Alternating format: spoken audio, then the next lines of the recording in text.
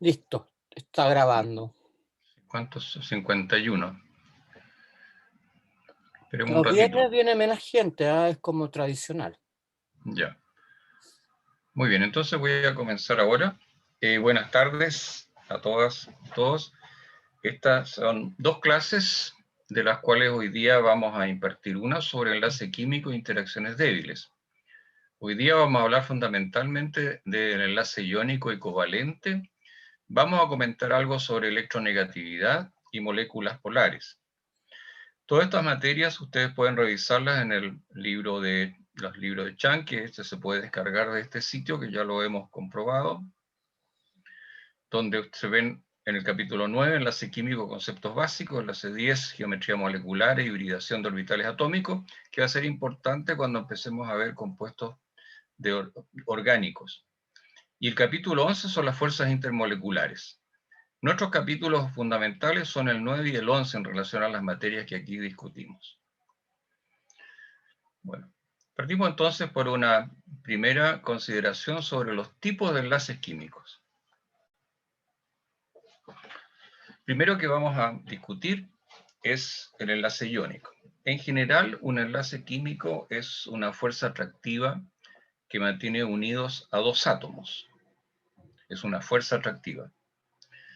El enlace iónico en particular se genera por la atracción de tipo electrostática entre dos átomos, dos elementos con cargas opuestas. Quiere decir, como dos cargas opuestas se atraen, esa fuerza que se puede calcular, o energía asociada a esa atracción, es de tipo electrostático. Y uno puede prever, de acuerdo a la periodicidad de las propiedades, cuáles son los tipos de elementos que pueden participar en el enlace iónico y compuestos iónicos. Lo veremos a continuación. También vamos a tratar otra forma de enlace químico muy importante, sobre todo en los compuestos de tipo orgánico, de importancia biológica, que es el enlace covalente. Y en este caso la fuerza atractiva se produce por otro proceso que también vamos a explicar, cuando dos átomos comparten electrones entre ellos. Es interesante, vamos a explicarlo en detalle, pero cuando se forma una molécula entre dos átomos, por ejemplo, el hidrógeno, que es bismolecular, se forma porque las fuerzas netas finales entre las fuerzas que son de tipo repulsivo entre los electrones y entre los protones, son superadas por las fuerzas, el valor neto de las fuerzas atractivas. Y eso es lo que vamos a visualizar en la segunda parte de esta cápsula. El enlace iónico, como hemos dicho, se genera por la atracción electrostática, y es lo que vamos a continuar. Y en la siguiente clase vamos a hablar de otras interacciones entre átomos y entre moléculas, que son las interacciones llamadas interacciones débiles. Aquí, átomos o moléculas no forman enlaces estables, pero este tipo de interacciones, veremos, son esenciales para el reconocimiento estructural entre moléculas, por ejemplo, entre un neurotransmisor y su receptor, que es una proteína, que tiene aminoácidos externos en la cara externa extracelular, que le permite reconocer al neurotransmisor y que puede desencadenar respuestas biológicas sucesivas. Volvamos entonces a nuestra primera materia, que son los enlaces iónicos. Los compuestos iónicos, todos ellos cuentan con un componente cargado positivamente, un ion positivo o catión, y un ion cargado negativamente, o anión. Es fácil recordar negativo con la palabra del griego anión. Ambos iones se encuentran en general en una proporción simple y única en todo el compuesto. Cuando tú miras una sal como el cloruro de sodio, esos son un montoncito de cristales. Si uno pone una lupa puede mirar los cristales de cloruro de sodio, son muy bonitos. Bueno, en esos compuestos estables de tipo iónico, en total la carga de iones positivos y negativos es igual, y se supone que en un compuesto de este tipo hay un balance de las cargas. El total del compuesto es básicamente, desde el punto de vista eléctrico, de carácter neutro. En el caso de la sal común, que ustedes conocen, el cloruro de sodio, el ion sodio es positivo, es un catión, y el ion cloruro, se habla del cloro, pero el ion es cloruro, es negativo, es un anión. En este compuesto, ambos iones siempre se van a encontrar en una relación 1 a 1. ¿De acuerdo? Y lo que ocurre es que para formar el compuesto, que finalmente se va a transformar en un cristal, que tiene una estructura muy particular de fuerte empaquetamiento entre cationes y aniones, como vemos en estos ejemplos, lo que va a ocurrir cuando se comienza la interacción entre estos átomos para formar la sal, el sodio va a tender a ceder un electrón, quedando con una carga positiva, que va a ocupar el orbital externo del cloro para transformarse en anión cloruro. Con un electrón más, por lo tanto, en ambos iones hay un desbalance de carga. En el sodio quedan más protones que electrones, y en el cloruro quedan un electrón más que el número total de protones. En este proceso de ceder electrones en esa interacción, es cuando se produce esta atracción entre cargas opuestas, la atracción de tipo electrostático que estábamos hablando. A diferencia de los compuestos que tienen enlaces covalentes, en este caso los iones, las partes que participan, son estabilizados por atracción electrostática. Son sólidos, en general, cristalinos, y eso significa que los iones se distribuyen en redes geométricas regulares, por ejemplo, en un cubo. Aquí ustedes ven modelos que respetan los tamaños relativos de los radios iónicos de los elementos participantes. Aquí tienen una sal de bromuro de sodio, esta es de fluoruro de sodio. El bromo es un elemento de mayor tamaño que el flúor. En el lado izquierdo tenemos expandida la configuración del cloruro de sodio, donde también están dibujados a escala el catión sodio y el anión cloruro. Y en el caso del bromuro de plata, la plata es más pequeña que el bromuro, y en ambos casos se configura lo que se llama una unidad elemental, una unidad básica de la estructura cristalina, que se llama celda unitaria. La celda unitaria, que en este caso es un cubito, formado por estos pares de iones, y catión y anión, la plata catión y el bromuro anión, esta simetría es de carácter cúbico, es un cubito. Y a esto se le llama celda unitaria. Esto se repite infinitas veces en un cristal. No se olviden que estos son dimensiones moleculares del orden de los picometros, 10 a la menos 12 metros, y todo lo que nosotros observemos o manipulemos es infinitamente de mayor tamaño que lo que corresponde a los tamaños involucrados en estas celdas unitarias y en los enlaces químicos en general. Entonces, hay otras sales que tienen otras simetrías, otras proporciones. Hay sales que, por ejemplo, se forman con 2 sodios y un azufre, tienen ya una geometría diferente en su celda unitaria mínima. Como decíamos, estos compuestos se forman por transferencia de electrones. El mecanismo que se considera que ocurre es que el sodio cede un electrón, y por eso se apoya en las propiedades periódicas. Los metales alcalinos tienden a ceder un electrón transformándose en un ion positivo. Ese electrón puede ocupar un orbital externo del cloruro, que, como ya recordamos, son más electronegativos que el sodio en un mismo periodo, tienden a atraerse y por lo tanto la tendencia es a quedar cargado negativamente, y esa interacción electrostática, como hemos dicho, va a configurar el cristal una vez que se proceda el fenómeno de cristalización. Ahora, ¿cuáles son los elementos que pueden formar compuestos iónicos? Y esto depende de lo que ya conocemos de la tabla periódica. Los compuestos iónicos se conforman normalmente entre elementos metálicos. Tenemos a los metales, ¿no es cierto? Donde tenemos alcalinos y alcalinotérreos, no pueden ser otros.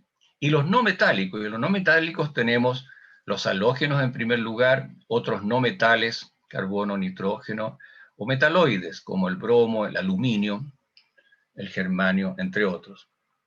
Los elementos metálicos, vale decir en nuestro caso, alcalinos y alcalinoterros, tienden a liberar electrones transformándose en cationes, y los no metales tienden a ganar electrones y formar aniones, existiendo algunas excepciones.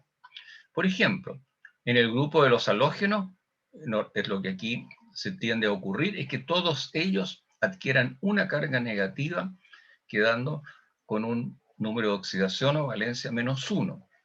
El oxígeno, azufre, selenio hacia abajo, carga -2. Nitrógeno, fósforo, arsénico hacia abajo, -3. El aluminio, perdón, el boro, el aluminio, galio y el indio tienen la característica en esta posición del sistema periódico de preferiblemente ceder electrones, aunque están bastante cercanos al lado izquierdo de la tabla periódica. ¿Cómo lo hacen los alcalinos, que ceden 1, o los alcalinoterros, que pueden ceder 2 electrones? Estos son los que forman estos compuestos iónicos, fundamentalmente. Ahora, la fuerza de los enlaces tiene que ver también con la estabilidad de estas sales. Y esa fuerza puede modelarse por una ecuación muy general que para el caso de carga se denomina ley de Coulomb. Esta formulación general también puede encontrarse en la mecánica clásica de Newton cuando se trata de las fuerzas gravitatorias entre cuerpos, entre planetas, cuerpos de gran tamaño. Es la misma formulación, es parecida. Pero la ley de Coulomb corresponde a interacciones de tipo electrostática, fundamentalmente entre iones, en ese caso. Y esta ley establece algunas características, que la fuerza aumenta proporcionalmente al producto de las cargas que participan.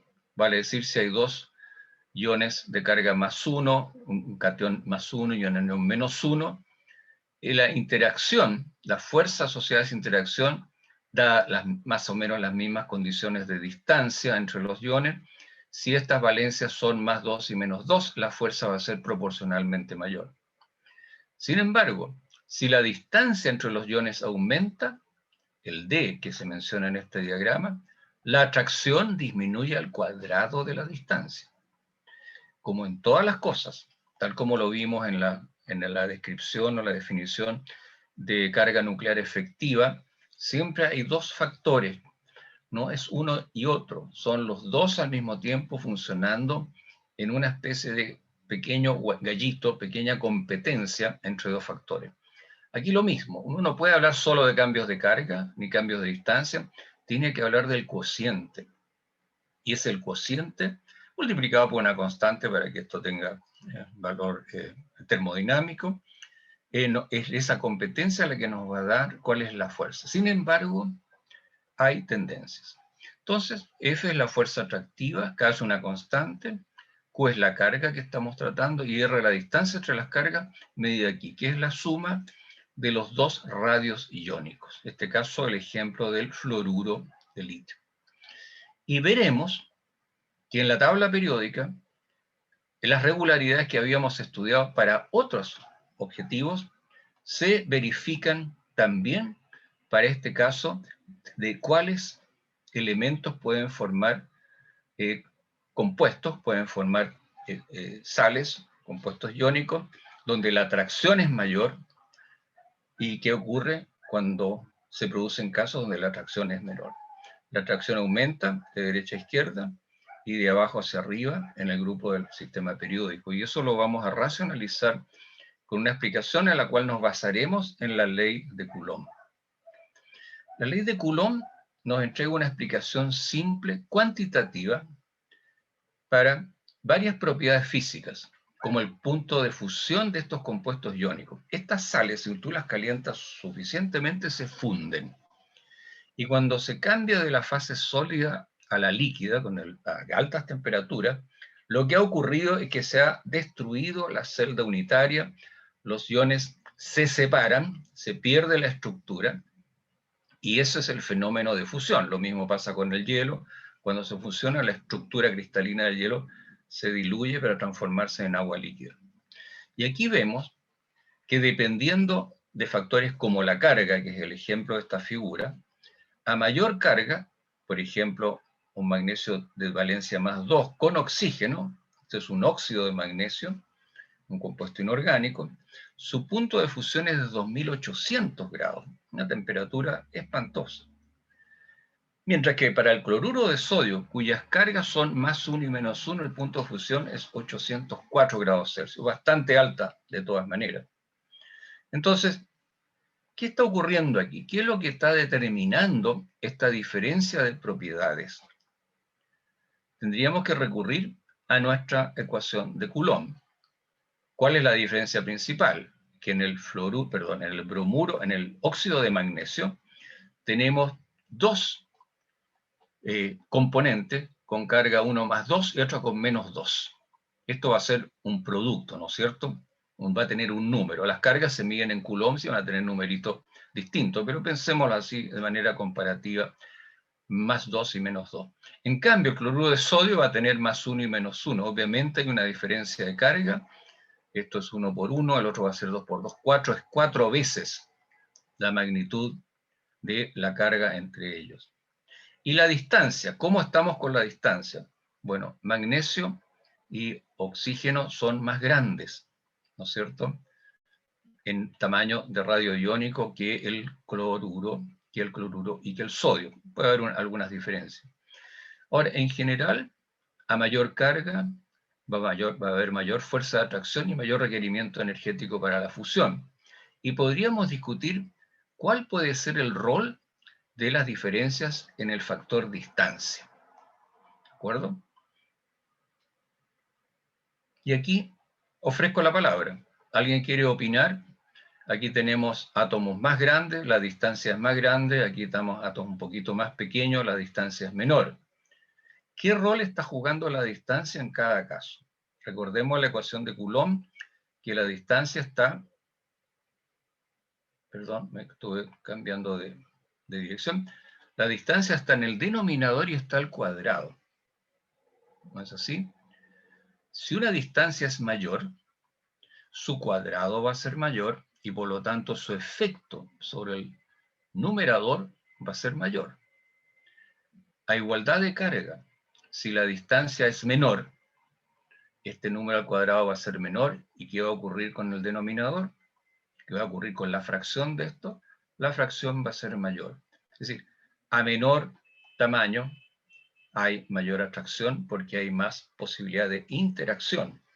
En la cercanía es muy importante para la interacción electrostática. Entonces, ¿qué creen ustedes que pasan acá? Si alguien tiene una opinión, puedo ofrecer la palabra en este minuto. Uy, tenía la pantalla, mi cámara desactivada. Normalmente la tengo abierta siempre. ¿Alguien tiene una opinión? Aquí tenemos una situación donde tanto la carga como el tamaño, la distancia entre los núcleos es distinto.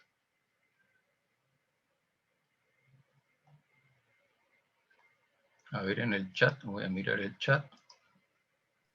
En el de la derecha hay mayor fuerza, ¿no? Porque hay mayor diferencia de carga y también la distancia es menor.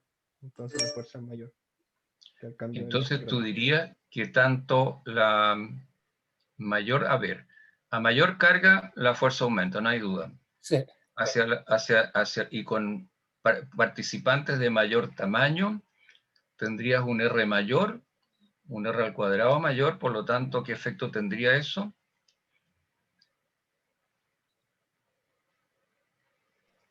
¿Pero la distancia entre los distintos átomos o el radio? Es el radio, no, tú sumas, tal como lo vimos tú sumas los radios iónicos y tienes la distancia, ¿ya? Y esa es la distancia que uno eleva al cuadrado. Profe, una pregunta. ¿Sí? ¿Vendría siendo entonces la distancia entre los núcleos de los...? La distancia, claro, la distancia entre los núcleos es la suma de los dos radios iónicos. ¿Sí? Claro. Sí, Gracias. sí, así es. Entonces, Pensemos en la situación en que la carga no ha cambiado. Imaginemos que tenemos figuras de dos compuestos distintos, pero son de tamaño distinto y su carga en ambos es más menos 1. ¿Ya?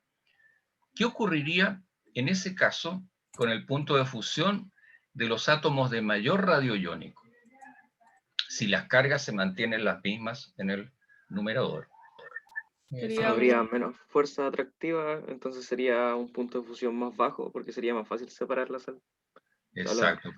La fuerza, que es el cociente multiplicado por la constante, tendría un denominador que sería mayor, su cuadrado es mayor, por lo tanto el cociente es un número menor y la fuerza de atracción es menor. Si tenemos dos sales de átomos pequeños y de átomos grandes con la misma carga, ustedes pueden predecir entonces por este modelo, la ley de Coulomb, que a mayor tamaño, mayor radio iónico y mayor distancia, la fuerza entre catión y anión en el enlace iónico va a ser menor. Y son chiquitos a la misma carga, obviamente esa fuerza de atracción va a ser mayor. Si quieres tener una sal muy estable, tienes que tener átomos pequeños para la misma carga. Eso es lo que queríamos. ¿Ya? Profe, Dígame. por el ejemplo que está ahora mismo en pantalla, parecería que con una carga mayor es suficiente para contrarrestar el efecto de la distancia o de mayor radio iónico. Claro, manda la mayor carga de todas maneras, está en el numerador, y manda en el proceso. En este caso hay una gran diferencia entre los puntos de fusión entre las dos sales. Hay una pregunta interesante que quiero aclarar, aprovechar de aclarar. ¿El radio iónico aumenta en el mismo sentido el radio atómico? Mira, son distintos. El radio atómico que estamos hablando y que vamos a tener la próxima es el tamaño estimado en picómetros del átomo del sodio estable, que no está con un electrón más ni un electrón menos. El radio iónico es distinto y puede ser mayor en el caso de un anión, porque hay un electrón más ocupando, hay que verlo, y puede ser un poco menor en el caso de los cationes. Pero para los propósitos de esta discusión vale la ecuación del Coulomb para los radios atómicos, que es lo que tenemos en las tablas. ¿De acuerdo? Esa es una aclaración. Entonces, sí, adelante, Mauricio. Entonces, a pesar de que al haber átomos más grandes y mayor distancia, la carga se impone sobre el denominador. Este caso, claro. Y si uno hace los cálculos realmente del F, cuando hace las constantes y coloca los números reales, esa F, esa fuerza de atracción, es un número significativamente mayor. Y hay relaciones hay gráficos en torno a esto, que no es el objeto de mostrarlos hoy en día. Y todo eso a pesar de que el denominador sea más grande. Claro, sí, puede ser. En general, como decíamos, entonces, resumiendo ya con la tabla periódica a la vista, la atracción y la energía de los enlaces de carácter iónico aumenta de izquierda a derecha a lo largo de un periodo y de abajo hacia arriba en un grupo, en general. Ahora, esta variación periódica podemos explicar en general para una misma carga, ¿no es cierto?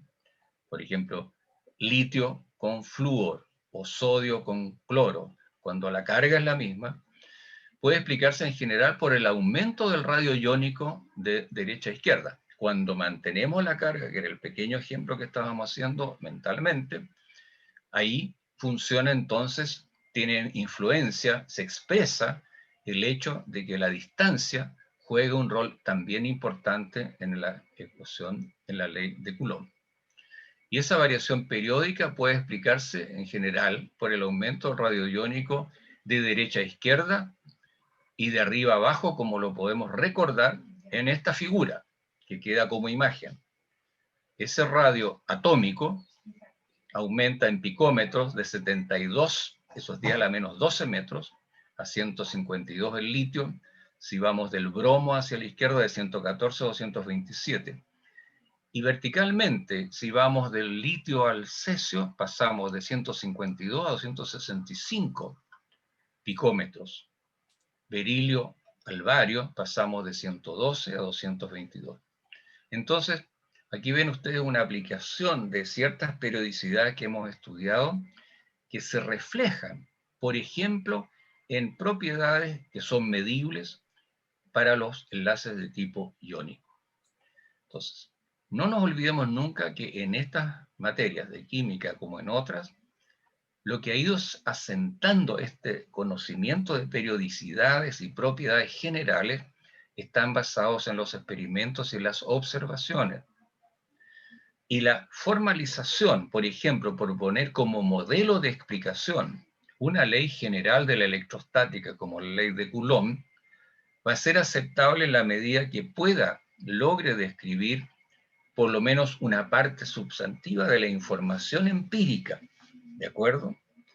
Y cuando eso falla, obviamente, probablemente vamos a tener que tomar en cuenta un modelo distinto que supere a la ley de Coulomb que viene de la electrostática clásica y de la mecánica clásica newtoniana de muchos años, y ser reemplazado por otro modelo que tenga que ver más con la física cuántica, con el hecho que en átomos multielectrónicos las interacciones son más complejas que las que puede dar cuenta una aproximación como esta.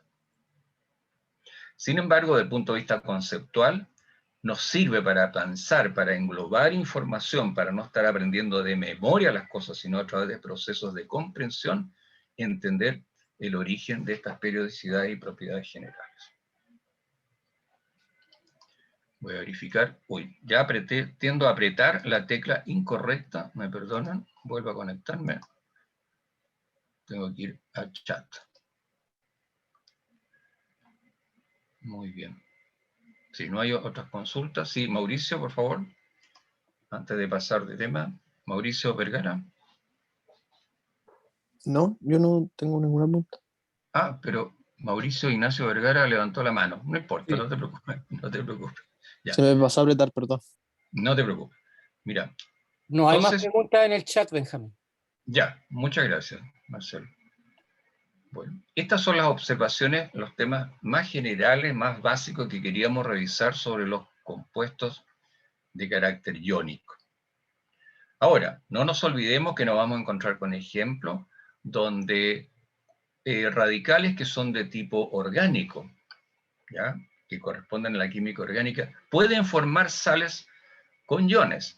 Y así vamos a tener sales del ácido acético, por ejemplo, acetatos de sodio, acetatos de potasio, otros, que son de carácter iónico, son solubles en agua, y esos son compuestos que se deben a la característica propia de los ácidos orgánicos, que ya veremos son una interesante excepción, donde un enlace oxígeno-hidrógeno, que es naturalmente covalente, se desestabiliza en medio acuoso y puede romperse.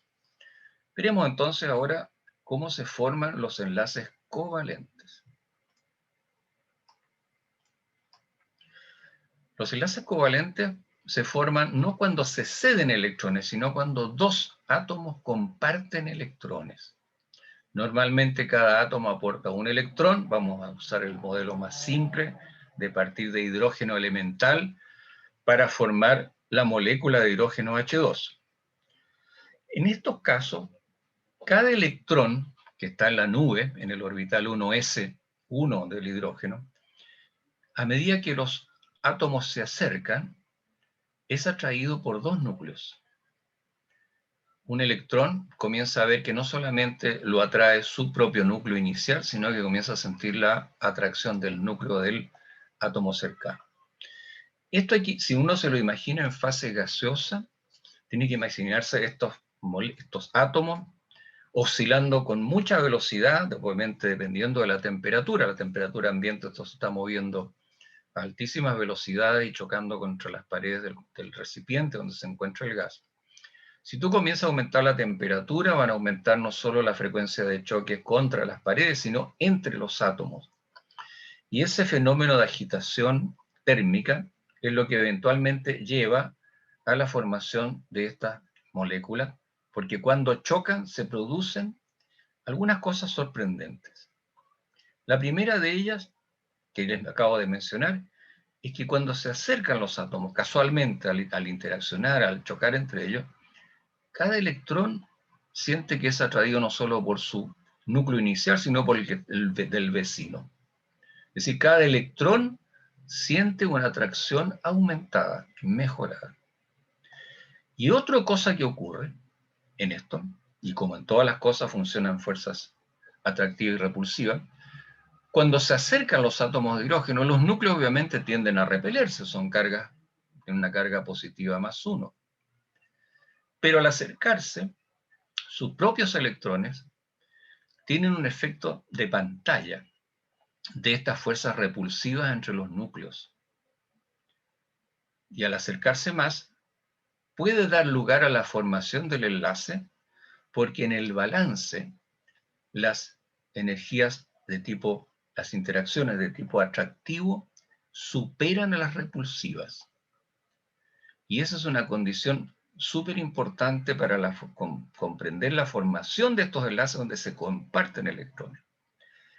Es más, la formación de este enlace covalente va acompañada de liberación de energía. Y como en toda cosa que ocurre en el ámbito de la naturaleza y la termodinámica, cuando un proceso se libera energía, quiere decir que los productos de ese proceso son más estables que los productos, los reactantes iniciales. Y el enlace se forma en la medida en que eso sea una configuración más estable que la de los átomos individuales. ¿De acuerdo? Vamos a volver sobre esta reflexión. Entonces, un enlace covalente se forma y estabiliza cuando el estado con electrones compartidos es de menor energía. Esa estabilización se maximiza a una distancia óptima, que corresponde a la longitud del enlace.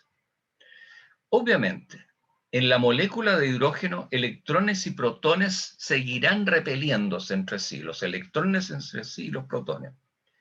Pero resulta que la fuerza atractiva neta entre núcleos y los electrones es mayor. Hay dos núcleos, hay dos electrones. Es un balance de fuerza. Vamos a volver a esta figura y voy a explicar nuevamente esto para que quede perfectamente claro. Imaginémonos que van a chocar dos átomos de hidrógeno. Comienza la atracción. Los electrones de cada lado sienten no solo la atracción del protón original, sino el del frente, a ambos lados. Y esto puede llevar a la fusión y a la formación del enlace. No se olviden que en estos momentos cada electrón está siendo atraído por dos protones. La fuerza de atractiva, la carga efectiva neta, se duplica para el electrón, porque está atraído por dos protones. ¿Qué pasa, sin embargo, además, cuando esto se está acercando? En paralelo, la repulsión entre los protones aumenta, porque ley de Coulomb, ¿no es cierto? Se acercan las cargas, la distancia disminuye, la fuerza, si es atractiva, aumentaría, pero en este caso una fuerza de repulsión, aumenta la fuerza para separar. Pero las mismas nubes de los orbital 1s, electrones, apantallan esa interacción repulsiva entre los protones. Actúan como pantalla de la fuerza de repulsión entre los protones. Y de ahí se debe que el enlace covalente se forma porque la fuerza neta atractiva que se produce entre los electrones con sus dos protones que ahora están formando una unidad, esas fuerzas atractivas entre cargas opuestas superan la repulsión entre los electrones y entre los protones. Si no, el enlace no se formaría. Entonces, cuando se acerquen y están muy distantes, el nivel de energía es 0. Cuando esto comienza, aquí estamos un eje horizontal de picómetros, 10 a la menos 12 metros, 200, 100, etc. Comienzan a acercarse y la energía del sistema disminuye porque están ganando las fuerzas netas atractivas que estamos viendo. Y en un momento se llega a una situación estable a 74 picómetros, que es el enlace del largo del enlace de la molécula de hidrógeno. Si tú pudieras seguir apretando esta relación, la energía aumenta, no lo permite, de manera que este mínimo corresponde a la formación de un estado estable, la formación del enlace covalente. Entonces la estabilización es máxima a una distancia óptima, y esa corresponde a la longitud del enlace en el caso de esta molécula. Repito, no se olviden que electrones y protones seguirán repeliéndose entre ellos, pero la fuerza neta de la interacción atractiva es mayor, y de ahí la posibilidad de formar estos enlaces.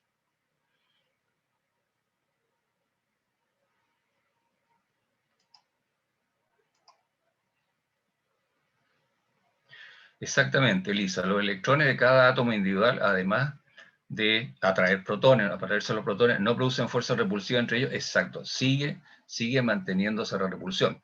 Y en la molécula que se armó, sigue existiendo repulsión entre los electrones, sigue existiendo repulsión entre los núcleos, pero las fuerzas atractivas netas superaron. Si no, no habría enlace. Veamos cómo estos enlaces covalentes se representan en la literatura. Por ejemplo, la molécula de agua. Tenemos su fórmula química habitual, H2O, donde 2 es un subíndice, una letra pequeña más abajo de la línea. Puede haber fórmulas también de puntos de electrones, que son los electrones que forman el enlace. Fórmulas con líneas de enlaces, que dan una información acerca de su composición general. Pero más interesantes son las fórmulas estructurales, donde tú colocas palitos y pelotitas, o puede hacer uno en la casa, pero otros modelos más interesantes que entregan más información, como modelos que existen, donde el espacio está lleno y donde los diámetros corresponden a los radios atómicos.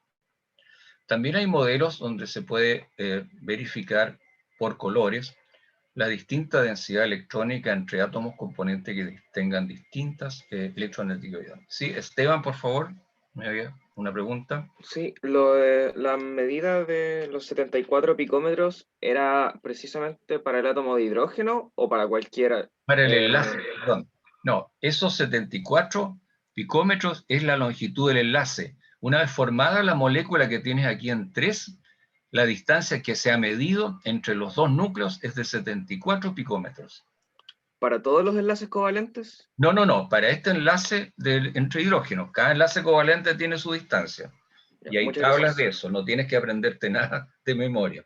Enlace carbono-carbono, si es enlace simple es un largo de picómetro, si es un doble enlace más cortito, y si es un triple enlace incluso más cortito. ¿Ya? No, cada uno depende de esto. Si miras el enlace carbono-oxígeno o carbono-hidrógeno, también son valores distintos en picómetros. Estos 74 corresponden a la distancia del enlace hidrógeno-hidrógeno en la molécula. ¿Ya? Sí, hay más. Sí, por favor, otras preguntas. Hay 2 preguntas más. Adelante. Yo, profe, tengo una pregunta. José, dímelo. ¿Por qué el enlace covalente sería más fuerte que el iónico? Si en este caso No, eso no lo he dicho yo. No he dicho que sea más. Y vamos a ver una figura donde justamente se muestra lo contrario. Los enlaces iónicos en general son bastante más potentes que los covalentes en general. Ya, bueno. ¿Sí? Ya. ¿Otra pregunta por ahí? Yo tengo una pregunta. Sí, por favor, Seba. Que yo tengo entendido que el enlace covalente entre dos no metales y que la diferencia de electronegatividad debe estar en el rango menor a 1,7. ¿Qué pasa en el ácido o sea, el hidrógeno con el flúor, en la que la diferencia es mayor a 1,7 pero son dos no metales? ¿Ahí sería iónico o covalente? Ese es iónico, eso se disocia en agua. ¿Ya? O sea, manda la diferencia de electronegatividad por sobre la naturaleza del átomo. Vamos a verlo de inmediato. No es tan sencillo. Hay una escala de electronegatividades que habla de un valor 2.0 y dice, bajo 2.0 los enlaces van a ser covalentes y sobre 2.0 van a ser iónicos. Bueno, no es tan así. Sobre 2.0 pueden formarse enlaces covalentes y enlaces iónicos. Lo vamos a ver, viene a continuación tu pregunta, Seba, así que va a ser contestado bastante con extensión.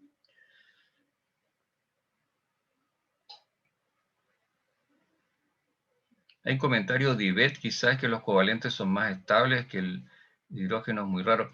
Mira, el concepto de estabilidad depende de las condiciones, ¿ya? Si nosotros viviéramos, por ejemplo, el mercurio es líquido a temperatura ambiente, pero se congela y se transforma en un metal que es suave, maleable, a temperaturas bajas. Depende de las condiciones externas lo que hablas de estabilidad. Si llevamos compuestos, por ejemplo, a la superficie de Marte, donde en el día tienes sobre 100 grados, probablemente hay compuestos covalentes que no van a resistir. Por lo tanto, estabilidad de un enlace depende de las condiciones en las cuales. Y aquí nos estamos refiriendo a condiciones que son cercanas a las del cuerpo humano. ¿De acuerdo? Temperaturas en el rango de los 25 grados, los 37 grados, ese tipo de cosas. Por lo tanto, cuando hablamos de estabilidad, como estaba mencionando, sí, Antonieta, Ivette, Antonieta, quizás que los covalentes son más estables, depende de las condiciones. Claro, el ácido fluorhídrico se disocia porque es un ácido inorgánico. Claro, es una respuesta que uno aprende, pero se disocia porque, como veremos, tanto el flúor como el hidrógeno se disocia y se disocia en agua, que es el solvente universal.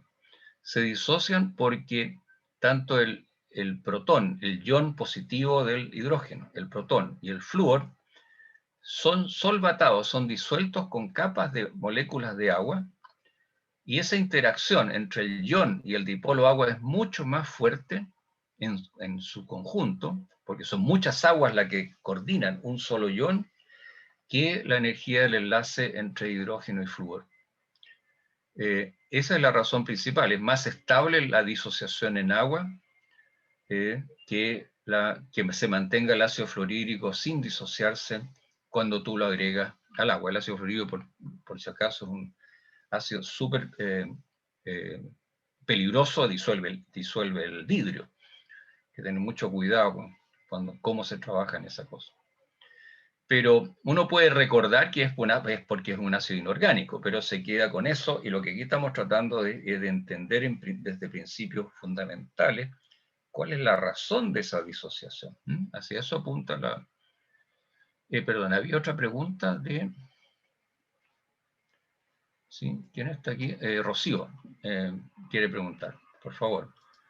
Sí, profe, hola. Quería preguntar a qué se refiere con energía potencial, porque se supone que la energía de atracción aumenta cuando están juntos los dos núcleos, con los electrones y todo lo demás, pero a la vez hay menos energía potencial. Entonces, ¿qué es la energía potencial? No sé si se puede preguntar en esta clase. Sí, sí, claro. Bueno, toda energía potencial está referida a un campo, ¿no es cierto? A una referencia. En este caso, convencionalmente, cuando se llega a un estado más estable, el signo de la energía asociada es un signo negativo, ¿ya? Has bajado en relación al universo tu contenido de energía, tú eres más estable, ¿ya? Estás más abajo la energía. Y cuando eso se hace positivo, son estados más inestables. Es una convención de la física que aquí está respetado. Imagínate, si esto fuera una situación de un objeto que está a una altura. Obviamente en una altura su energía potencial es mayor que si cae y llega más cerca del centro de gravedad. Y por eso se hace la convención de los signos negativos para los valores más estables. ¿De acuerdo? Ahora, esta energía potencial en kilojoules por mol lo verán con bastante detalle en las clases de termoquímica. Estas son las energías que debieran utilizarse, entregarse al sistema para que el enlace de hidrógeno, que está aquí súper feliz, se disocie y volvamos al hidrógeno, ¿de acuerdo? Al hidrógeno elemental, ¿de acuerdo? Uno tendría que ponerle esta energía al sistema para que esto se rompa, porque es muy estable, ¿de acuerdo? Es un poco la secuencia lógica de mirar estas curvas y ver que la energía potencial tiene un signo negativo en referencia a los estados menos estables. Gracias. Habíamos visto las fórmulas estructurales, entonces ahora, en general, esto es descriptivo, en general, las moléculas que nos vamos a encontrar más comunes, como hidrógeno, oxígeno, nitrógeno, el flúor, el cloro, el bromo y el yodo, son moléculas diatómicas. Todos los halógenos viven en función diatómica. ¿Por qué? Porque los átomos individuales de los halógenos son muy reactivos. Entonces tienden a formar los dímeros y se estabilizan de esa manera. Igual, el hidrógeno elemental es bastante peligroso, ¿ya? El oxígeno también tienden a estabilizarse en estas formas diatómicas, ¿ya? Generalmente, los elementos no metálicos forman enlaces covalentes entre sí. Por ejemplo, aquí tienes tú el metano, carbono, hidrógeno, que forma esta tetraedro, que es una pirámide de base triangular, simétrica, todos están en las puntas de la pirámide. El agua, aquí representada por un modelo de volumen, en el cual tiene en escala el átomo oxígeno con los dos hidrógenos, con su forma, sus orbitales S externos, etc. Pero en general, en el caso del oxígeno no lo es, mostrando esa distribución. Ahora, el azufre puede formar sales y forma un radical cuyos enlaces son covalentes, pero el anión que existe en agua forma sales como el sulfato de sodio, el sulfato de potasio. Entonces, esta entidad cargada negativamente, construida con enlaces covalentes entre sí, puede generar sales inorgánicas, a pesar de que el centro molecular del sulfato está configurado por enlaces covalentes. Aquí tienes el caso del bromo, que forma sus moléculas diatómicas. Ahora, los compuestos moleculares están unidos químicamente por enlaces covalentes. Hablamos de moléculas, son entidades distintas de sus semejantes. Aquí tenemos una molécula orgánica muy conocida, SH3COOH. Tiene nombre, ¿alguien se recuerda el nombre de este? A ver si me lo dicen. ¿El ácido carboxílico? Es un ácido carboxílico, así como en general, como clase de compuestos, ¿sí? Está muy bien. Ácido etanoico. Sí, está bien el nombre, no es el más popular, pero está correcto el nombre. ¿Ácido viene acético? ¿Ácido cuánto? ¿Acético? Ácido acético, claro, está en el vinagre en baja concentración. Ojo con el ácido acético muy concentrado, es muy peligroso. Fíjate, este ácido es una molécula, y cada molécula es igual a esta, y son separadas. Tiene dos átomos de carbono, un enlace simple, tiene aquí 3 átomos de hidrógeno, este carbono tiene obviamente su otro carbono en la otra punta del tetraedro, pero está conformado por un enlace oxígeno doble, por un enlace carbono-oxígeno simple y un enlace oxígeno-hidrógeno. Todos estos son enlaces covalentes, pero tú lo colocas en agua, y este enlace covalente, donde la diferencia de electronegatividad es bastante baja, es capaz de disociarse. Y el protón que sale del hidrógeno es solvatado, y el anión, que es el ion acetato, también es solvatado. Entonces, tú tienes situaciones en las cuales tú tienes un compuesto donde todos sus enlaces son covalentes, pero hay algunos enlaces que en condiciones especiales pueden disociarse, dando lugar a la formación de un catión y de un anión. Y eso pasa para todos los ácidos carboxílicos, como tú los mencionaste correctamente, que pueden disociarse con mayor o menor facilidad. Si se disocian mucho, son bastante ácidos; si se disocian poco, son menos ácidos. A diferencia de estas unidades discretas o unidades separadas, que son las moléculas orgánicas, no olvidar que los compuestos iónicos forman una red que puede ser infinita, bueno, depende obviamente del tamaño del cristal, donde tienes una celda unitaria que se repite muchísimas veces, una red continua, donde se repite un patrón cristalino de átomos que están en proporciones fijas. Entonces, es una extensión de esta, una multiplicación de estas celdas unitarias en todas direcciones, lo que configura un cristal de una sal inorgánica, como en este caso el bromuro de plata. En el caso de estas moléculas orgánicas, cada una de ellas está por separado. Me decía Daniela, que escribe ahí, el ácido fluorhídrico se disocia porque el hidrógeno es estable tanto como anión que como catión, y le gana el puesto de anión al flúor. Disculpe, tanto como anión que como compartiendo. No entiendo mucho.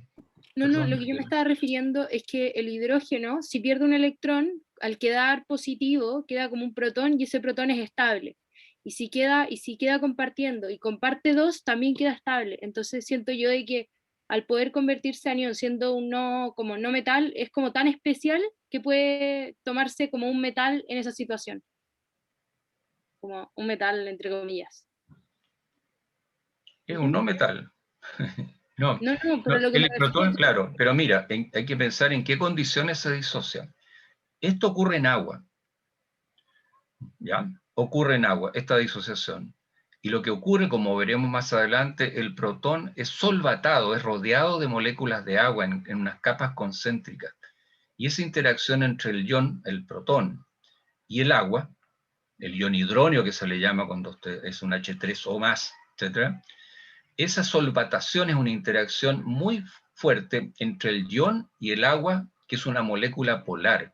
Se produce una interacción ion-dipolo que puede tener 40 o 100 kilocalorías mol, y como son muchas las moléculas de agua alrededor, ese sitio en el cual queda el protón acunado entre muchas moléculas de agua es súper estable. Y lo mismo le pasa al fluoruro. Entonces la disociación es una competencia entre la energía del enlace original y la estabilidad que tienen los pares de iones, el catión y el anión, solvatados. ¿De acuerdo? No, lo que yo hablaba es que, sí, entendí todo eso, pero lo que yo hablaba, por ejemplo, en el ácido carboxílico, cuando se une y forma un enlace péptido como proteico para las proteínas, se va el hidrógeno y se une a lo que es el OH del otro y forman la molécula de agua. ¿Sí? ¿Cierto?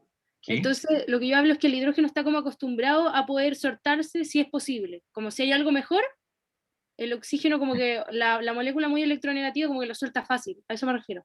Sí, no, tienes razón en tu mirada. Hay otra cosa además. No nos olvidemos, y lo vamos a ver más adelante, que hay efectos inducidos. Aquí no hay un solo átomo más electronegativo que el hidrógeno. Aquí también hay otro oxígeno que juega un rol en esto. Y si hay sustituyentes hacia el lado izquierdo que atraigan hacia sí carga electrónica, este enlace se va a debilitar. Por eso hay relaciones entre estructura y acidez dependiendo de cuáles son los otros átomos de la molécula. ¿De acuerdo? No nos olvidemos de esa parte que viene ya en química orgánica. Bien, sigamos entonces. Y justamente aquí le puedo contestar lo que José creo que me estaba preguntando. Esta es una comparación, que viene del texto de Chang y de otros, no es mía, tengo algunas pequeñas fechas aquí puestas, donde tenemos una comparación entre las distintas interacciones entre átomos y moléculas. Partamos por los enlaces iónicos. En general son los más fuertes de todas las interacciones. En este caso el cloruro de potasio es entre 400 y menos 400 y menos 500 kilojoules por mol. Y lo tenemos en esta línea roja aquí indicada. Un enlace covalente típico es, por ejemplo, entre el cloro en su versión diatómica, que es la forma en que existe como gas, el cloro, Cl2. Y este enlace covalente tiene un valor un poquito mayor de los 200, menos 200 kilojoules mol.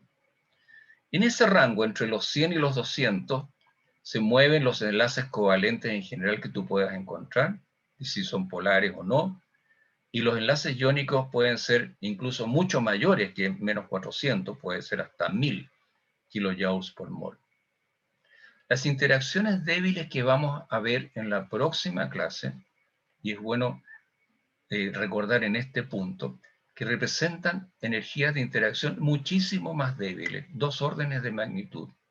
Por ejemplo, cuando dos moléculas de ácido clorhídrico interaccionan, sí, interaccionan, pero en este caso es una interacción intermolecular entre dos moléculas, esas son fuerzas mucho más pequeñas del orden de 2, 3 kilojoules por mol. Y si pensamos en el gas argón inerte, que sí interacciona cuando se acercan, esas interacciones son del orden de 1 kilojoules o menos. Son interacciones mucho más débiles, entre ellas queda la del enlace de hidrógeno, que pueden ser 10 a 20 kilojoules y que tienen un gran rol en biología. ¿De acuerdo? Esto es lo que vamos a revisar en la segunda clase que nos toca. Podríamos haber seguido de largo hoy día, pero los horarios no lo permiten. Nosotros partimos, tenemos 1 hora y media. Voy a avanzar un poco en la próxima clase para que aprovechemos de ver otros conceptos, y voy a desconectar esta cápsula, y mi segunda clase comienza con un pequeño repaso que va a servir para fijar las ideas. Denme un segundito.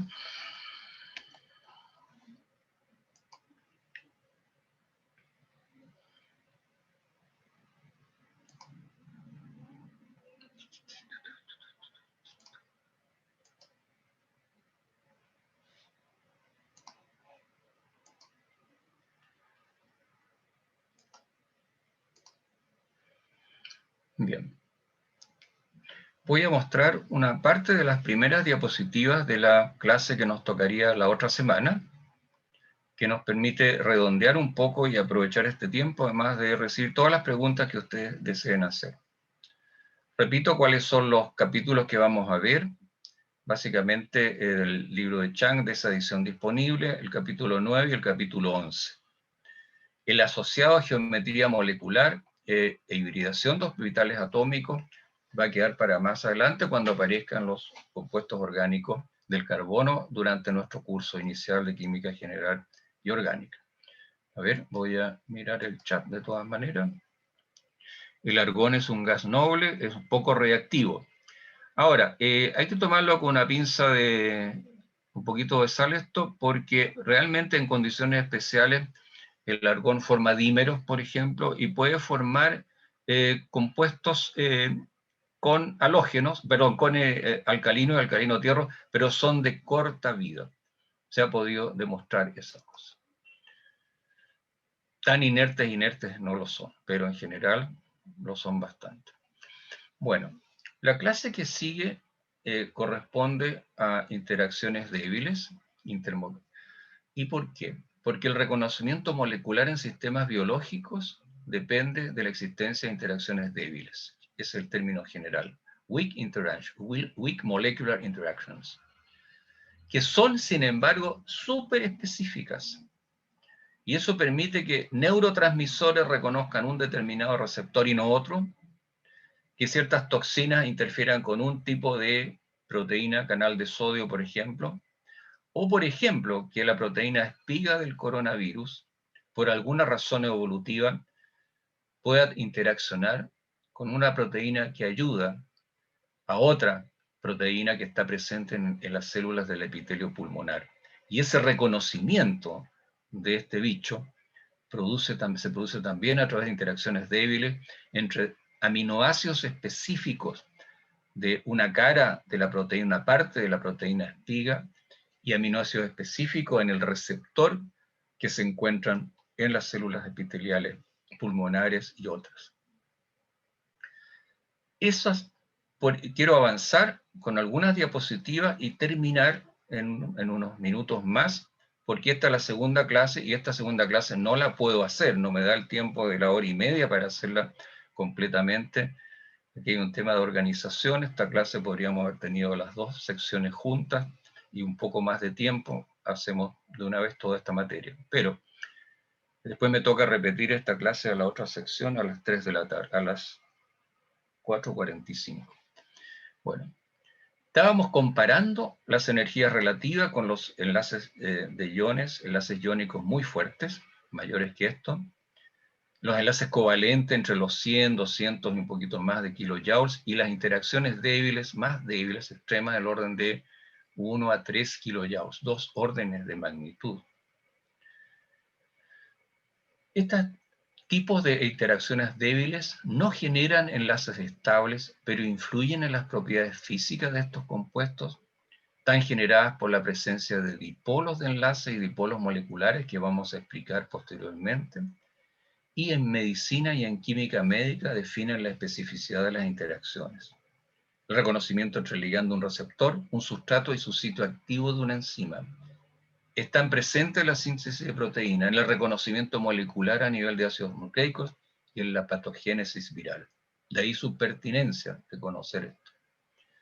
Los tipos en orden decreciente de energía son ion dipolo. Uno de los más importantes es, por ejemplo, cuando el sodio, el potasio, el cloruro se disuelven en agua y son atrapados, ¿no es cierto?, en unas capas de agua que, dependiendo de la carga del ion, enfrentan su oxígeno o su hidrógeno con respecto al ion. El agua es un dipolo, es una molécula que tiene una distribución asimétrica de la carga eléctrica en su estructura. La que sigue es el enlace de hidrógeno, muy importante para no solamente las propiedades del agua, sino las interacciones, por ejemplo, a nivel de los nucleótidos de los ácidos nucleicos. Las interacciones dipolo-dipolo entre dos moléculas que tengan diferencia de carga, dipolo inducido, otro que son cada vez más débiles. Si tomamos los valores que están sacados de la guía de seminarios que ustedes cuentan, aquí vemos que el rango de los enlaces iónicos va entre 400 y 4000, ejemplo, cloruro de sodio que vimos. El enlace covalente puede ser de 150 a 1100. El de hidrógeno ya vimos que era del orden de los, ¿cuántos teníamos? Como 200. El metálico, en el metal, fierro por ejemplo, que es una nube de electrones con los núcleos de los átomos, eso permite que sean conductores de electricidad, entre 75 y 1000. Y estas energías, por ejemplo, el sodio disuelto en el agua puede ir de 40 a 600 kilojoules, muy fuertes. Por eso, y como son varias, un ion sodio en su primera capa puede tener 8 a 12 moléculas de agua. Imagina, son 8 a 12 veces 40, es un montón de kilojoules que supera con mucho la energía del enlace iónico, por ejemplo, entre el sodio y el cloruro. El enlace de hidrógeno fluctúa entre 10 y 20 y se forma cuando un hidrógeno perteneciente a un átomo más electronegativo interacciona con el otro átomo electronegativo de la molécula cercana. En el caso del agua, esta es la manera en que se forma el puente de hidrógeno o enlace de hidrógeno entre dos moléculas de agua. Un hidrógeno de una, que es la zona de menor densidad electrónica, interacciona con el oxígeno de la otra. Y hay otras interacciones que son más débiles y que están también jugando un rol en esto. ¿Y cuáles propiedades de los elementos van a determinar estas interacciones intermoleculares y los tipos de fuerza? Esas ya las conocemos. Es la electronegatividad. La electronegatividad aumenta de izquierda a derecha a lo largo de un periodo y de abajo a arriba, siendo el más electronegativo el flúor en la escala de Linus-Pauling 4.0, y los menos electronegativos cesio y francio por acá abajo, que es 0,7. ¿Ya? Por ejemplo. Los átomos más electronegativos estabilizan mejor carga electronegativa en sus cercanías, y en el agua, por ejemplo, que tenemos aquí en esta representación, hay una diferencia de electronegatividad entre oxígeno e hidrógeno, 3,5 menos 2,1, se cumple la regla que proviene de las observaciones de Pauling, que para valores menores de 2.0 se va a tener un enlace covalente, y para mayor de 2.0 se pueden tener enlaces de carácter iónico o enlaces covalentes polares. En este caso, la densidad electrónica de distribución está obviamente alojada al átomo más electronegativo, y esta molécula se transforma en lo que se llama en electrostática un dipolo, porque tiene una zona de mayor densidad electrónica que su colita donde están los hidrógenos, y esa diferencia de distribución de carga la transforma en una especie de imancito. Y el dipolo se representa convencionalmente como un vector que ustedes conocieron en enseñanza media, una crucecita en una y la flecha hacia el otro, y la flecha indica hacia dónde está la mayor densidad electrónica. En el caso de los ácidos halogenado, el ácido fluorhídrico, clorhídrico, iodídrico o bromídrico, obviamente, por el valor de la electronegatividad, ese vector está dirigido hacia el halógeno en todos los casos. En el óxido nítrico, que es nitrógeno con oxígeno, si ustedes pueden ver aquí, nitrógeno con oxígeno, el oxígeno es más electronegativo, media unidad, la flecha se dirige hacia el óxido nítrico. Entonces, estas son una de las razones por las cuales tú puedes tener interacciones débiles, por ejemplo, entre el dipolo del agua y un ion, porque aquí hay diferencia de carga electrónica, de densidad. Esta parte con densidad electrónica más baja puede conversar, este hidrógeno, con un átomo de oxígeno de una molécula cercana, mientras que este oxígeno, donde está la mayor densidad electrónica, puede interaccionar con el hidrógeno de la otra molécula de agua, y así se configuran estas interacciones que se pueden evidenciar de manera experimental. No nos olvidemos de eso, que lo que estamos contando así tiene una base experimental concreta. Bueno, yo diría que para redondear, vamos a hablar posteriormente de esta distribución asimétrica de carga, porque permiten explicar diferencias en propiedades físicas, como los puntos de fusión, de qué temperatura hierven, si se mezclan o no se mezclan, y en general, lo más importante para biomedicina, el reconocimiento molecular. Miscibilidad, por ejemplo, el agua con el aceite. ¿Por qué no se mezclan? ¿Por qué no se mezclan? Se puede entender esto por la característica polar del agua, la característica hidrofóbica del aceite en general. Le es muy difícil a una molécula del aceite, que normalmente son hidrocarburos de cadena larga, a ser solvatados por los dipolos del agua. E inversamente al agua le cuesta mucho disolverse ella misma dentro de la fase lipofílica, que es la del aceite. Bueno, yo quiero suspender aquí el inicio de esto. Está la motivación de por qué queremos llegar a analizar estas interacciones débiles en esta segunda clase, y prefiero suspender acá y recibir preguntas, y nos tendremos que ver, desgraciadamente, con esta sección 1, nos vamos a volver a ver el miércoles próximo en la tarde, para terminar esta clase. Bien, a ver, voy a mirar el chat entonces, y no sé si alguien levantó la mano. Vamos a ver. Enlace de hidrógeno o puente de hidrógeno es similar. El ion dipolo ocurre en la solvatación, por supuesto, es la base de la solvatación en el agua, la interacción ion-dipolo. ¿Ya? Sí, sí. ¿Hay preguntas? Sí, por favor, adelante. En la primera parte, cuando estaba hablando de los enlaces iónicos, dice que en general son cristalinos. ¿Por qué dice en general, no la totalidad de ellos? Es que hay unos que son amorfos. Por ejemplo, hay compuestos del azufre que no forman cristales y son amorfos, ¿ya? Pero en general lo que, bueno, puede ser me suena hasta muletilla ahora que me escucho a mí mismo, ¿no? Hay excepciones en general en química. Voy a tratar de evitar la palabra en general, la expresión en general de ahora en adelante.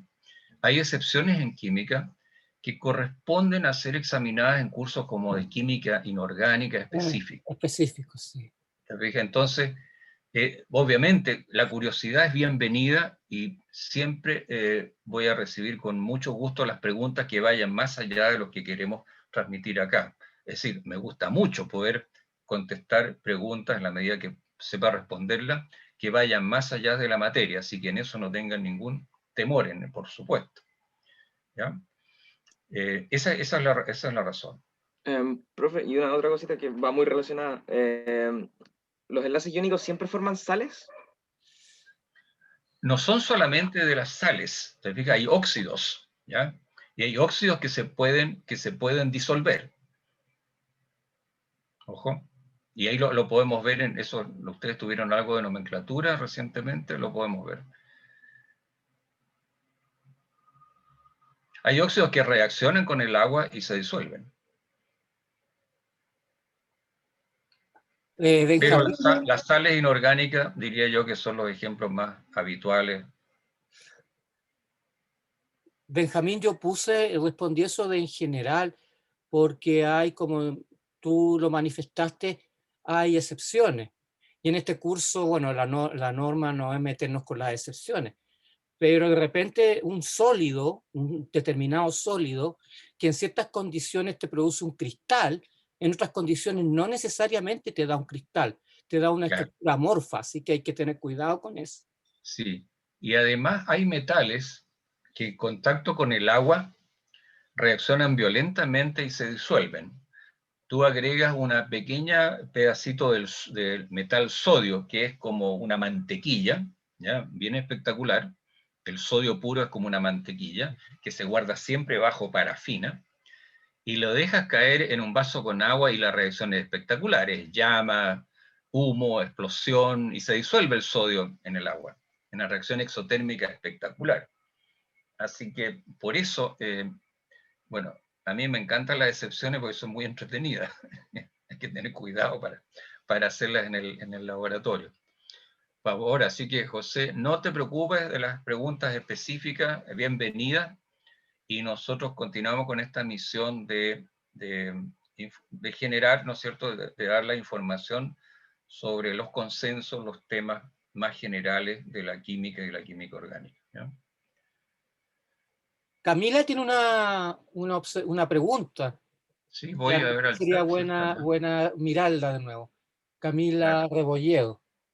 Sí, justamente el tema de esta segunda clase es por qué surgen las interacciones moleculares débiles. Es por la diferencia de electronegatividad de los átomos, exactamente.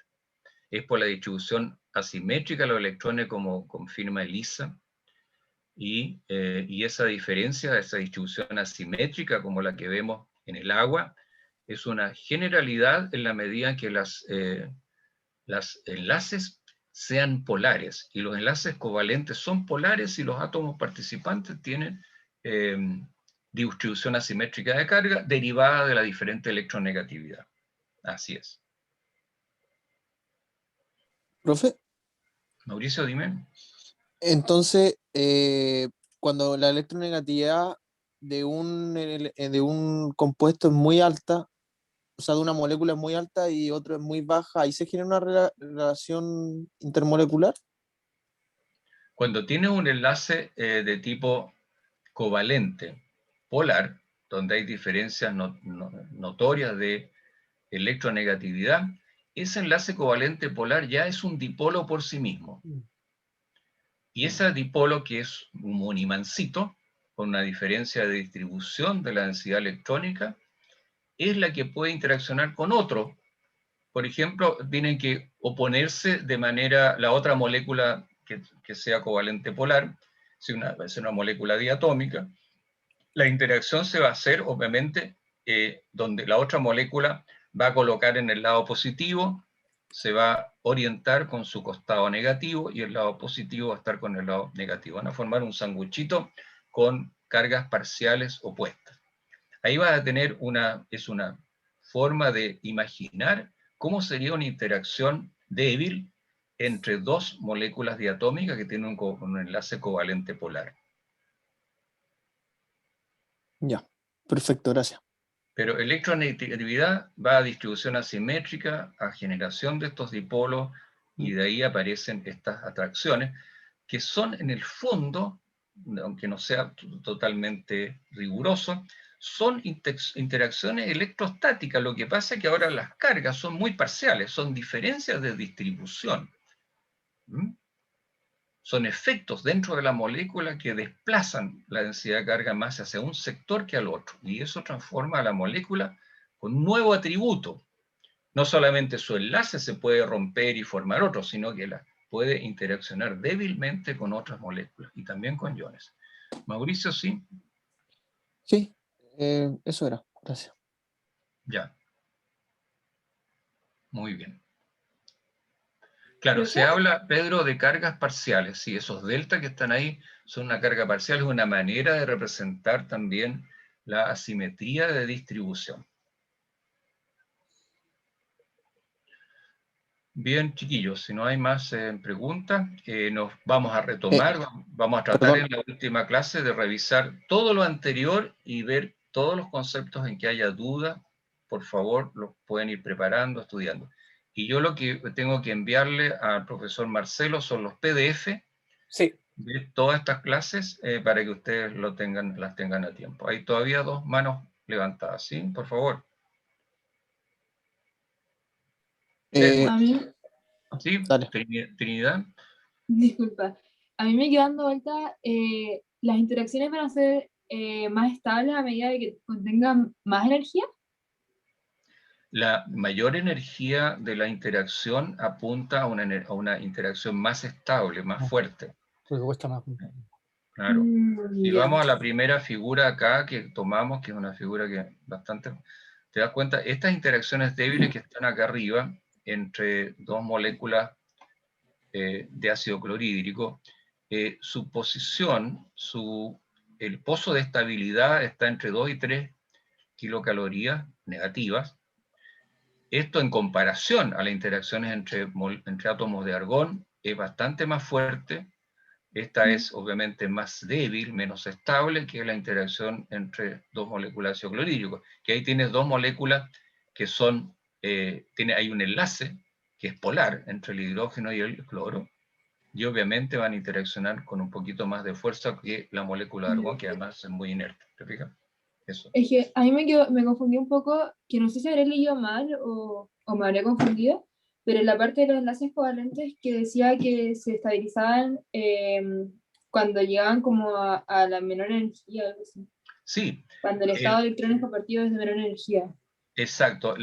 Este pozo que tienes aquí es el estado de mayor estabilidad con menor energía, con la menor energía potencial. Aquí estamos hablando de negativo, la más negativa. Y esta posición sobre el eje X, que está dado en picómetros, o en a la menos 10 metros, esa distancia que está indicada es la longitud del enlace químico, en ese caso el enlace covalente. Este pozo de acá indica la distancia del enlace iónico entre potasio y cloruro. ¿De acuerdo? Y esta es la distancia entre los cloros. Entonces la energía, los enlaces van a ser de mayor, o sea, más estables cuando estén más lejos, los átomos. Cuando la longitud del enlace sea mayor. No, la estabilidad está asociada al eje vertical. Mientras más profundo sea el pozo, más estable es el compuesto. Ahora hay que comparar compuestos covalentes entre ellos y compuestos iónicos entre ellos. No se pueden comparar peras con manzanas. Y la distancia que está aquí, no te olvides que estos son fracciones mínimas de metros, son 10 a la menos 12 metros en mi escala anterior. Aquí es muy chiquitito también.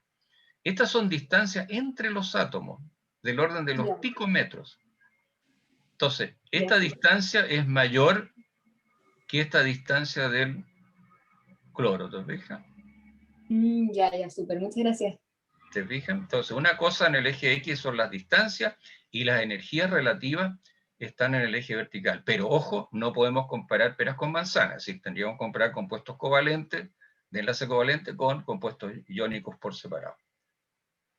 Sí, había otra mano, sí. Había más manitos. Yo. Mauricio. ¿Desde qué valor se considera covalente apolar? ¿Qué valor para abajo? Covalente apolar. Mira, lo ideal sería que lo más apolar son cuando son 2 átomos iguales. Claro, comienzan a ser polares en el momento en que hay una diferencia de electronegatividad. ¿De acuerdo? Ya, entonces, covalente apolar siempre que la diferencia sea 0. Sí, pero carbono e hidrógeno es bastante poco polar, ¿ya? Por nombrar un caso, ¿ya? Pero son muy polares, por ejemplo, cuando tú tienes un carbono unido a un flúor, ¿ya? Eso es un enlace covalente polar. Por ejemplo, el metano, que tiene 4 hidrógenos, podrías reemplazar con cloro, por ejemplo, los cuatro hidrógenos, tienes tetracloruro de carbono. Ahí tienes los enlaces carbono-cloro, son superpolares, son enlaces covalentes polares, ¿ya? Y ahí, ¿La diferencia de electronegatividad se carga equitativamente hacia los 4 cloros? No, lo que ocurre ahí es otra cosa que es motivo de esta clase que yo estoy tratando de terminar y no darla entera. Dejarla para la próxima. Ahí tú tienes que, como son vectores, y esos vectores están dirigidos todos a las puntas de un tetraedro simétrico, de base una pirámide de base triangular. Si haces la suma vectorial, te das cuenta que esos 4 vectores que son medibles se anulan. Por lo tanto, el tetracloruro de carbono no es una molécula polar, no es una molécula polar. Ahora, si solo pones un cloro, o pones un cloro, tienes el clorometano, esa molécula es polar porque tiene 3 enlaces con hidrógeno que no son muy polares y tiene uno bien polar que es el cloruro, y ahí el vector está dirigido a lo largo del enlace carbono-cloro. Esa molécula es polar. Y si tiene 2 cloros va a tener otra condición. Ya. Muchas gracias. Mire, hay una pregunta interesante. Sí, voy. De Cintia, dice, una pregunta muy breve. ¿Por qué la energía de los enlaces se indica con signo negativo? Porque es una convención termodinámica que los sistemas más estables muestran energía negativa. Es más, hay que entregar toda esa energía de vuelta al sistema para llevarlo al estado separado. Pero es una convención, y eso lo va a aclarar muy bien Oscar Cerda cuando le toque la clase muy pronto de termodinámica. De termodinámica, son convenciones. ¿Eso es por la entropía?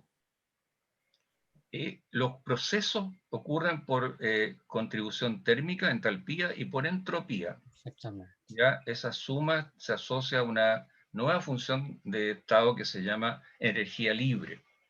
Entonces los cambios de un estado al otro y su posibilidad de existencia hay que asociarlos a la energía libre, donde tiene una contribución de los intercambios calóricos a través de la entalpía y de los que tienen que ver con el desorden molecular que están indicados por la variable, por la propiedad de estado de la entropía. ¿Ya? Ahora, si son exotérmicos o exergónicos, depende. Si son exotérmicos, si son exergónicos o endorgónicos, solamente funciona el factor de la energía, y si son exotérmicos o endotérmicos, está sumando no solo lo de entalpía, sino también lo de entropía.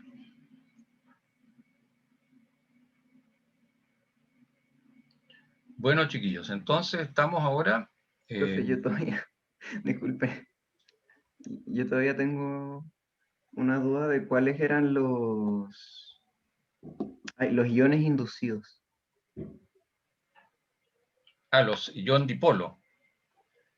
La interacción ion dipolo inducido. Sí, esa. Claro, en ese caso cuando se induce uno, el dipolo no existe, pero la presencia de una carga, una potente carga cercana, hace que las cargas en el componente que no es polar se separen. Entonces tú induces un dipolo que no existía. Claro, pero ese era el dipolo inducido. Había otro que era el ion inducido. Ahí no me acuerdo mucho. Mira, me van a disculpar, pero yo tengo hacer esta clase de nuevo en 20 minutos y me gustaría parar. Así que nos vemos la próxima y puedes juntar todas las preguntas en ese momento. Así que me voy a disculpar. No te preocupes, José, que eso lo vamos a volver lo vemos más en detalle en los seminarios. E incluso si tú tienes dudas, las puedes hacer en forma particular al profesor. Me puedes enviar al correo de todas maneras, oye, sin problema y con mucho gusto, José. Ya, gracias, profesor. A mí me gustan las preguntas, me hacen pensar más allá de la caja, así que es importante. Así que me despido y nos estamos viendo el otro miércoles en la tardecita. ¿Ya? Profe, una pregunta cortita, no relacionada con la materia. Lo que pasa es que se me fue como varias veces el internet, entonces quería saber si es que podrían como después subir. Esto va a estar grabado por una parte y va a estar el PDF disponible para ustedes. Todo lo que ocurre. Sí, yo lo estoy grabando, así que no te preocupes por eso. Ya, vale, muchas gracias. Ya. Yo me despido, me voy a tomar fuerzas para la otra sección. Muchas gracias. Chao. Chao, profe. Muchas gracias. Chao, profe, gracias. Chao, profe. Oye, antes que se vayan todos, ¿a quién nombraron delegado? No, parece que no me escucharon. Profe, parece que hoy día dijeron, creo que era Felipe González. ¿O no? Felipe González, ya, muchas gracias. Yo le voy a mandar un Sí. email de todas maneras. Muchas gracias. Ya, chao.